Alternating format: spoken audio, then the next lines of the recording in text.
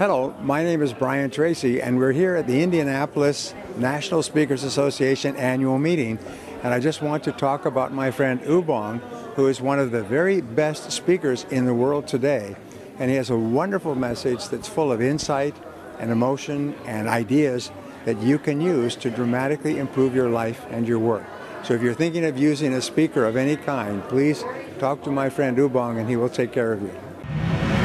Call to rise above all of those challenges, because there is an anticipation that we are bigger than this, we are better than this, and that with time we will take our place. Every day you will face the challenge. Now is that time, the challenge to perform. For in the end, words are words, but your only reality is performance. So never forget, ultimately, you will be judged by how you perform. Yes, by your performance.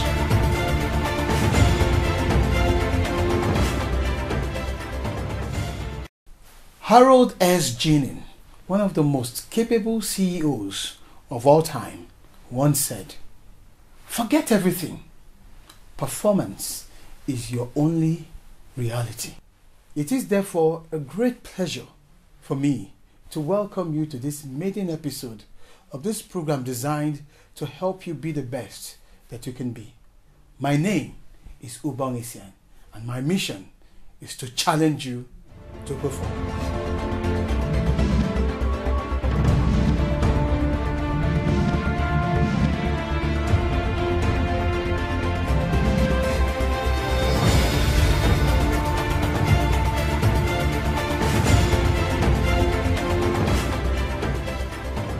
Now let's look at the concept of performance. In the past 10 years, I have spent my entire career talking about this subject matter with individuals, with organizations. And one of the things I continue to find amazing is that in the end, as a renowned business mogul once said, that words are words. Words are words, but performance is your only reality. Now, whether you work as an employee in an organization or you run your own business, in the end, you will be judged by performance. And that's the essence of this program, to challenge you to perform. That's our mission, to help you come to terms with how important and how critical the idea of pushing yourself to the fore, the idea of raising the bar on yourself to achieve your fullest potential. So words are words. Everything else is a story. That's the way I love to put it.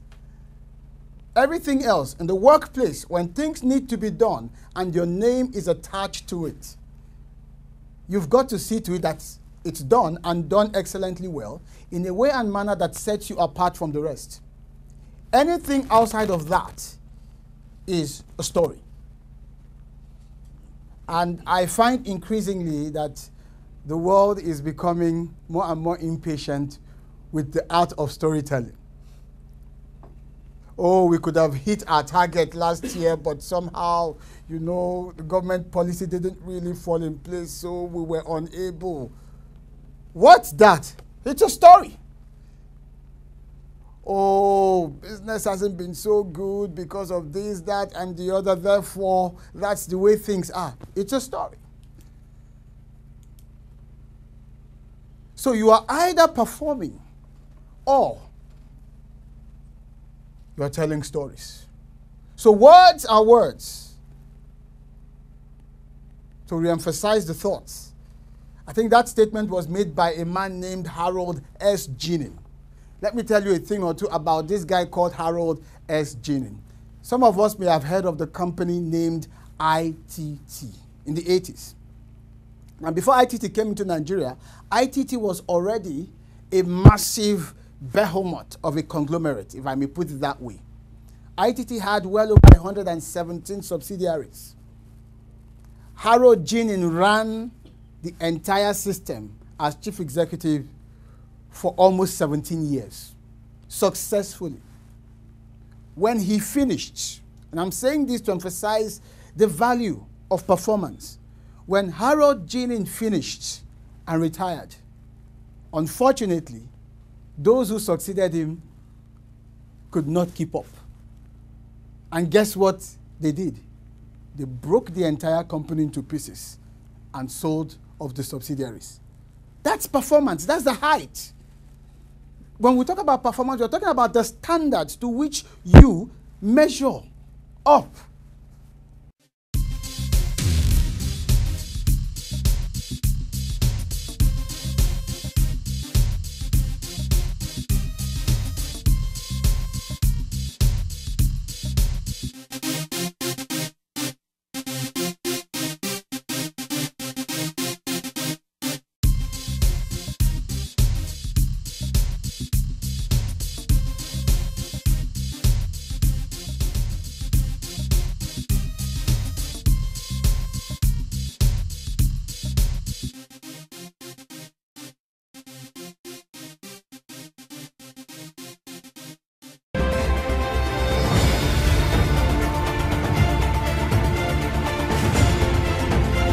Hello, my name is Les Brown, and I just want to say that I really enjoyed the comments by Ubong at the National Speakers Convention. It was heartfelt, very insightful, very moving, and it was something that was also tinged in spirituality. When you think about a speaker, and you think about someone that can create a significant emotional event, Ubong did that. And I say to you, when you have an event, you want somebody to come in that's going to really make you proud and move your audience, I highly recommend it.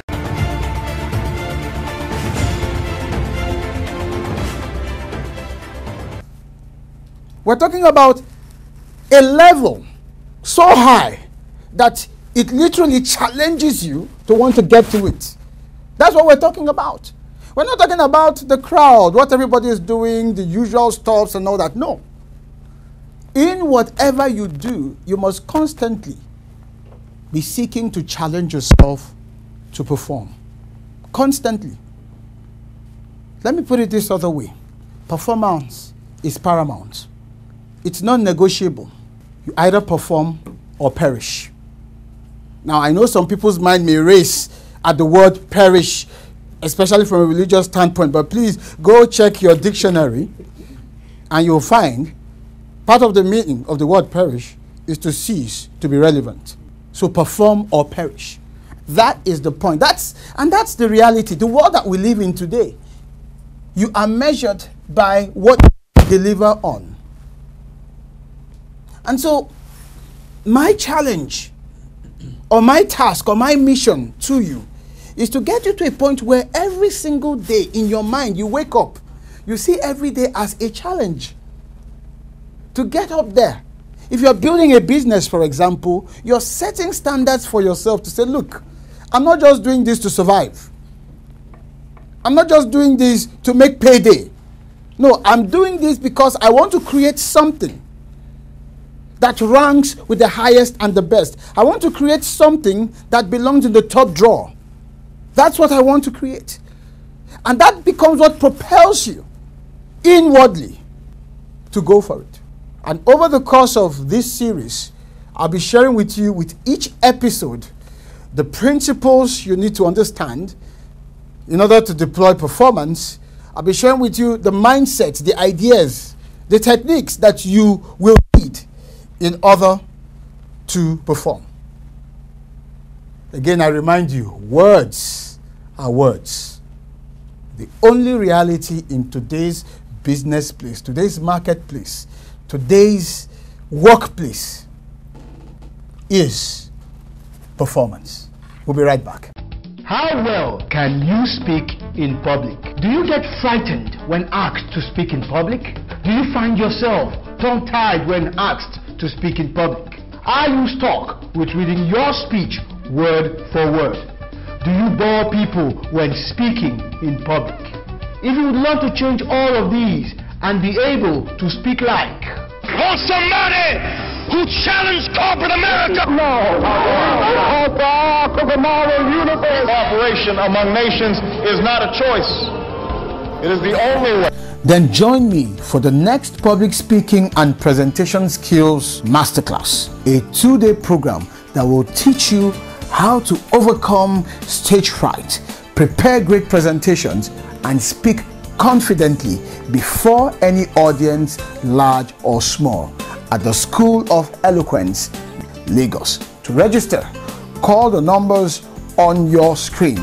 Classes hold Thursdays and Fridays every week. You can also visit schoolofeloquence.org. You're still watching the challenge to perform. Again, I need to remind you, those words by Harold S. Ginny. Words are words. Performance is the only reality.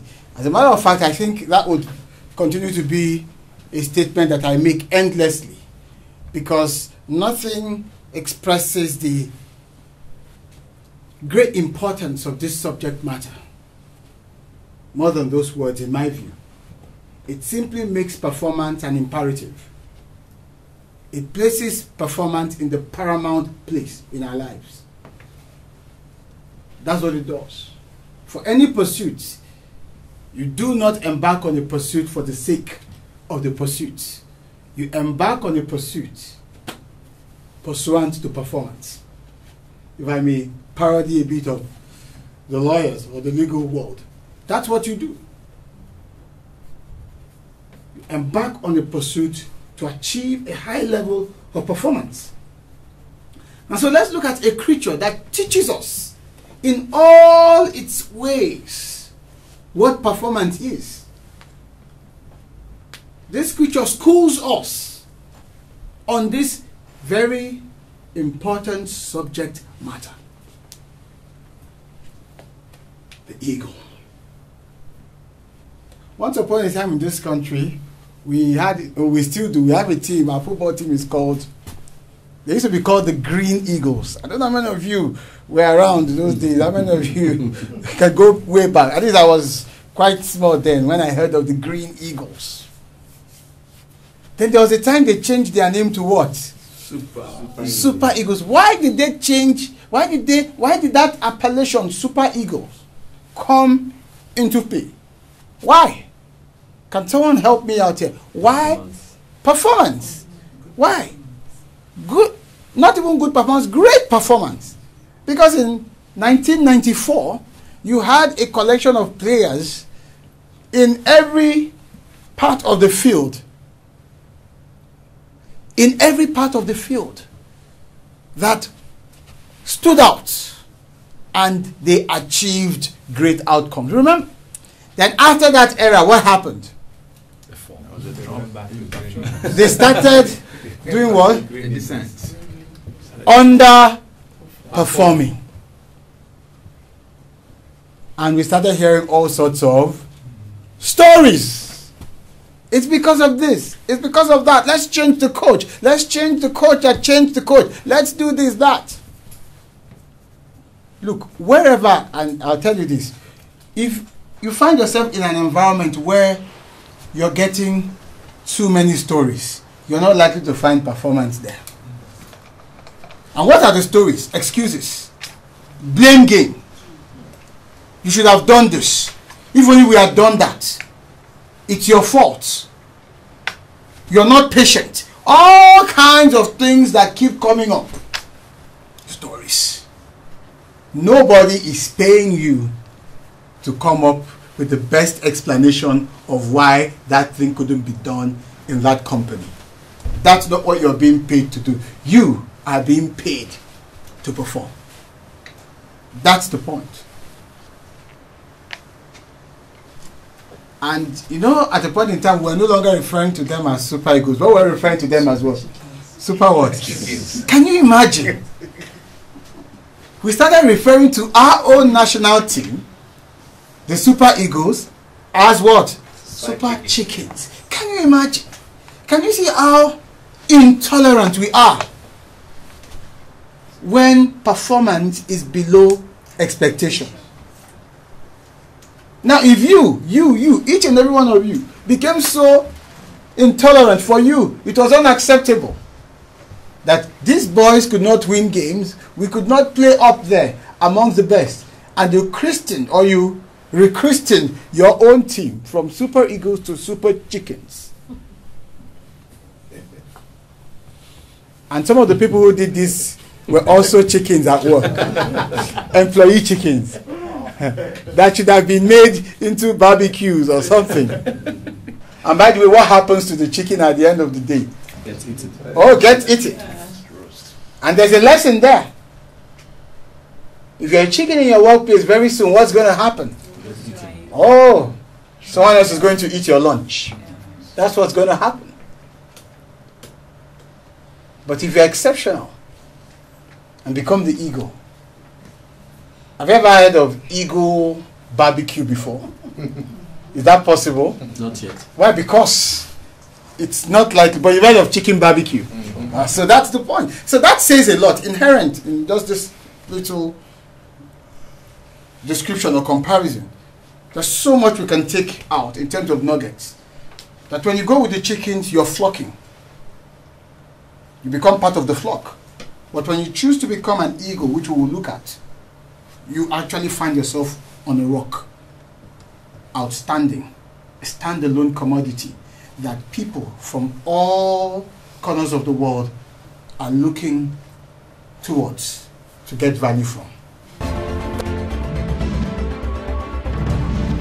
Public speaking is proudly supported by John Holtz, the eloquence of quality.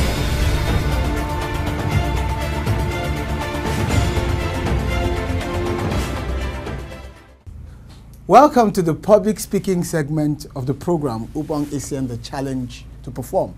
Now, so many things have been said about the art of public speaking. And I know from experience and from working with so many people over the years that it can be a very, very frightening task to take on, at least at some stage in your life or in your career. Apparently, I don't think there is anyone here that is without the sin of the fear of public speaking. Because at one point in time, we may have had that experience. So let me ask, by a show of hands first, how many of you, at one point in time, have had to contend with that frightening experience? Perhaps when you were asked to speak in public for the first time. The first time. Why? Why were you afraid? I mean, what was the reason for that fear? Dr. Akinwale, what was the reason for that fear for you? Fear of maybe failure. Fear of failure. Not really delivering what I was supposed to. And then the fact that all eyes will be on me. Okay. Yeah. So, in other words, your fear was fear of failure. To deliver my message. To deliver. Let's just put it that way. And then you talked about all eyes on you. And it does happen. And the reality is when you're speaking in public, everyone's looking at you. Who else has an experience to share?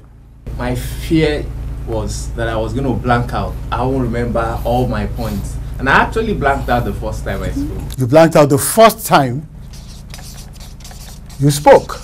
Blanking out. It happens. Kingsley, you have something to say?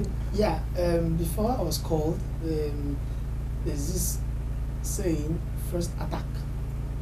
So, to me, first attack was at the back of my mind when I was called. And you know, first attack, you are hit, you just fall down. So when I was called upon, I wasn't even ready. So that fright was there for me. So handling the microphone. Your hands were shaking.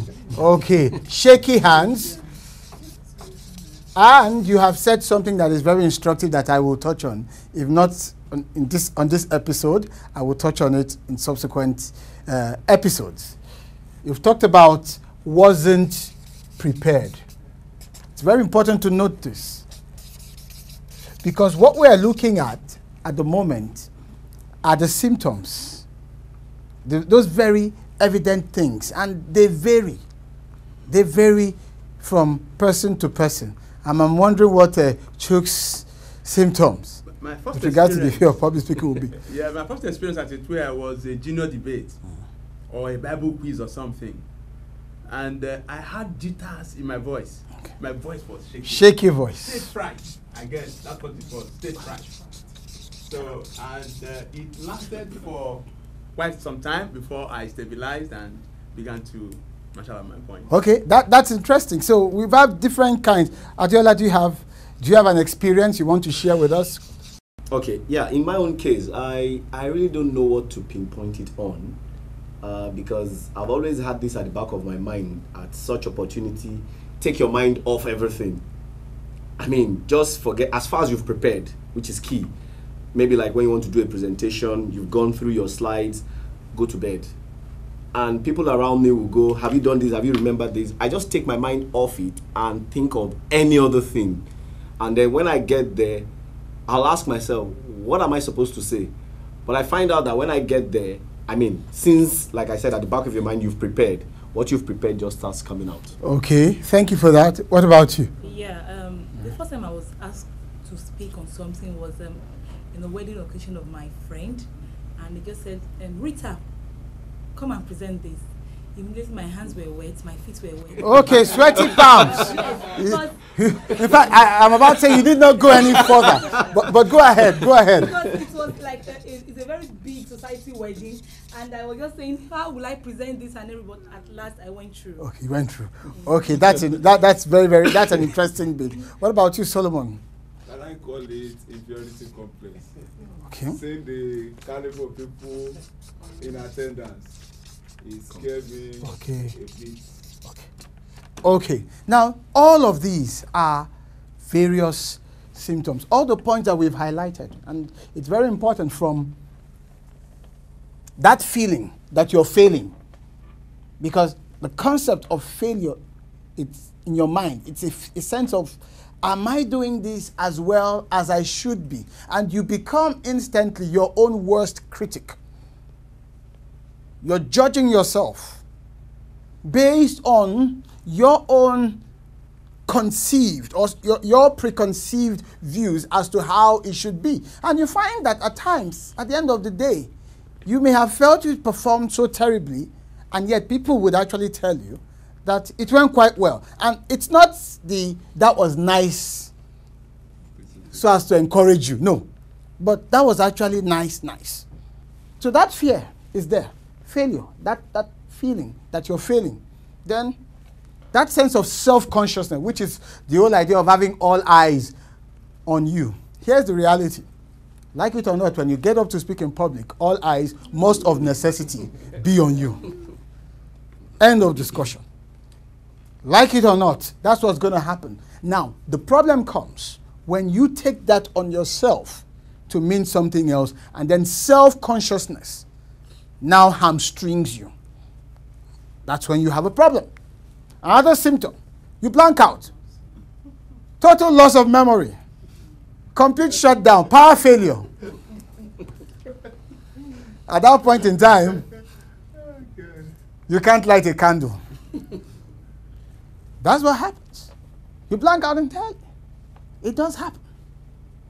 And this is, in my view, perhaps the most stunning of all symptoms, because here you are wondering, very well educated, exposed individual, subject matter expert, spent the past 3 weeks preparing, and lo and behold, in front of an audience, complete darkness. Yeah, information deleted or something. You're right. It happens. That's another symptom. Then, shaky hands, especially when you are holding a microphone. As I was saying the other day, I am here, it happens. It's another symptom. And the voice. You begin to feel like your voice is cracking. Your voice is not as should be. Your mouth is dry.